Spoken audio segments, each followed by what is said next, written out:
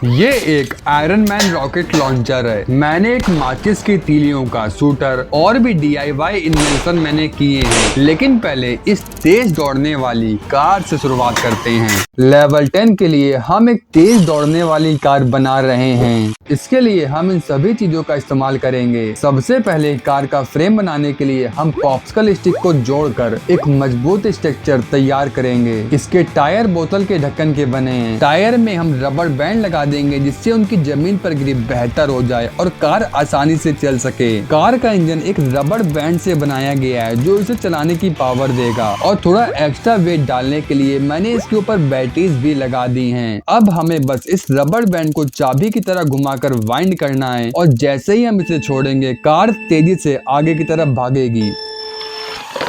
तो इस कार को टेस्ट करने के लिए मैंने एक DIY रैंप बनाई है। देखते हैं क्या ये इसे पार कर पाएगी। 1 2 3 गो। तो इस कार ने इस रैंप को तो बहुत आसानी से पार कर दिया। अब थोड़ी कठिन चीज ट्राई करते हैं। तो मैंने अब इसके पीछे 2 मॉन्स्टर की कैन लगा दी हैं।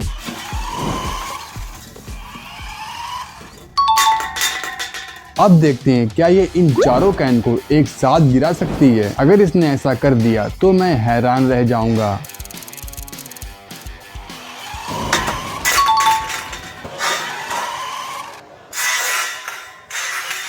तो इस कार ने सारे टास्क को कंप्लीट कर लिया है। अब चलते हैं नेक्स्ट लेवल की तरफ। लेवल 20 के लिए हम एक हाथ से चलने वाला सोडा फैन बना रहे हैं। अगर आप भी लाइट जाने पर अभी तक इस पुराने हाथ वाले पंखे का इस्तेमाल कर रहे हो तो इसे अब बाय बाय करने का समय आ गया है, क्योंकि मैंने बनाया है हैंड पावर सोडा फैन जो लाइट जाने के बाद भी बिना बिजली के काम करता है। इसमें आपको अपने हाथों को बार बार हिलाने की जरूरत भी नहीं पड़ेगी। इसे बनाने के लिए हमें इन सभी चीजों की जरूरत पड़ेगी। सबसे पहले हम पॉप्सिकल स्टिक और बोतल में जरूरी जगहों पर छेद करेंगे। फिर पॉप्सिकल स्टिक और इस डंडे की मदद से एक छोटा पंखा तैयार करेंगे। इसके बाद एक मजबूत धागा लेकर उसे बोतल के साइड वाले छेद से अंदर डालेंगे और बड़े वाले छेद से बाहर निकालेंगे। फिर धागे को इस डंडे से अच्छी तरह बांध देंगे। अब बोतल के रिंग को निकाल कर हम उसे धागे को खींचने के लिए हैंडल की तरह इस्तेमाल करेंगे। जब सभी पार्ट्स को बोतल के अंदर फिट कर दिया जाएगा तो हमारा हैंडमेड सोडा फैन तैयार हो जाएगा। अब बस इस रिंग को खींचना है और पंखा घूमना शुरू हो जाएगा। तो इस पंखे की हवा टेस्ट करने के लिए मैंने कुछ कागज के टुकड़े इस टेबल पर बिछा दिए हैं।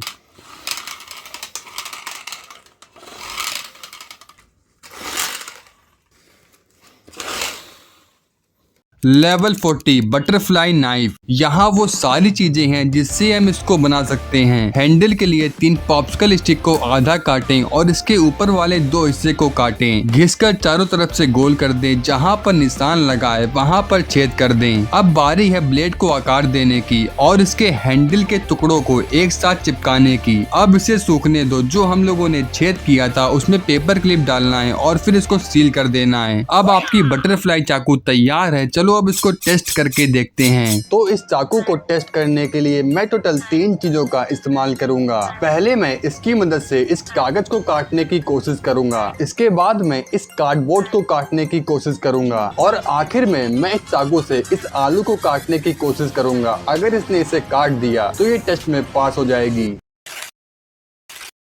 पेपर के तो इसने बहुत आसानी से 2 टुकड़े कर दिए, लेकिन अब क्या ये कार्डबोर्ड के 2 टुकड़े कर पाएगी?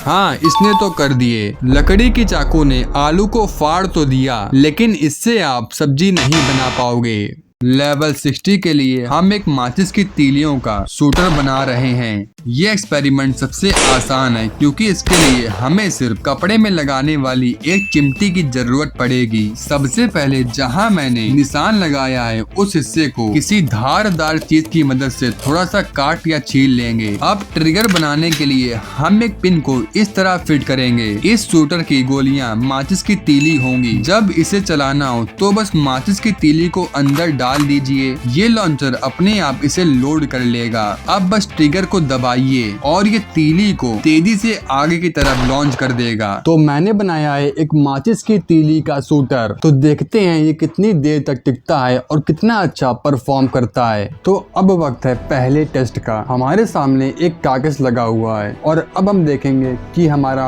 होममेड माचिस का शूटर इसे पार कर पाएगा। इस तीली ने यहाँ पर छेद कर दिया है। हमारे सामने 3 गुब्बारे लगाए गए हैं और तीनों की दूरी अलग अलग है। सबसे खास बात यह है कि मुझे इसी पोजीशन पर रहकर इन तीनों को शूट करना है। तो चलिए देखते हैं क्या हम इस शूटर से इन तीनों को एक ही जगह पर रहकर शूट कर पाएंगे।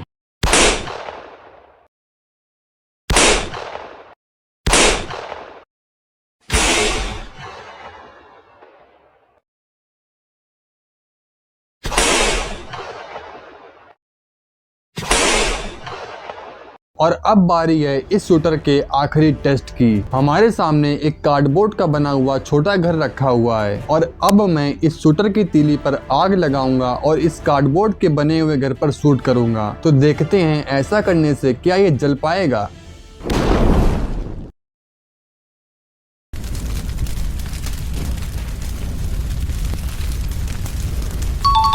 Level 80 homemade grass cutter. इसमें हम बैटरी का इस्तेमाल करेंगे जो इस मोटर को पावर देगी। पहले हम एक पीवीसी पाइप लेंगे और उसके आगे के हिस्से में एल्बो लगा देंगे जिसमें मोटर और ब्लेड फिट हो सके। ब्लेड के लिए एक गोल प्लेट लेंगे जिसमें ब्लेड के टुकड़े चिपके हों। कृपया इसे घर पर ट्राई ना करें क्योंकि ये बहुत ही डेंजरस हो सकता है। अब हमें तार को मोटर से जोड़ना है और बाहर निकाल कर बैटरी से कनेक्ट कर देना है। अब हमारा होममेड ग्रास कटर तैयार है। तो चलिए अब इसको टेस्ट करके देखते हैं कि आखिर ये कितना अच्छा काम करता है।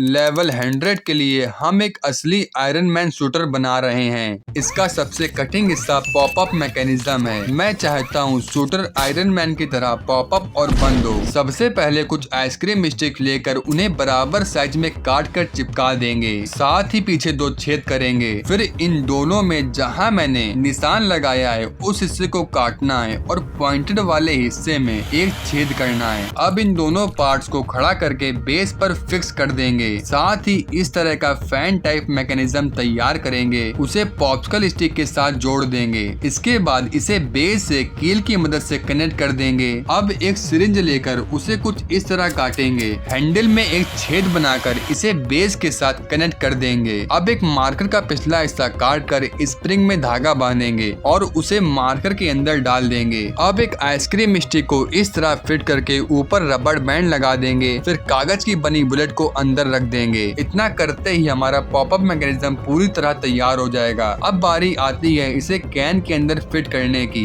इसके लिए कैन को ऊपर से काट कर ग्लू की मदद से मैकेनिज्म को अंदर फिक्स कर देंगे। हमारा आयरन मैन शूटर तैयार है।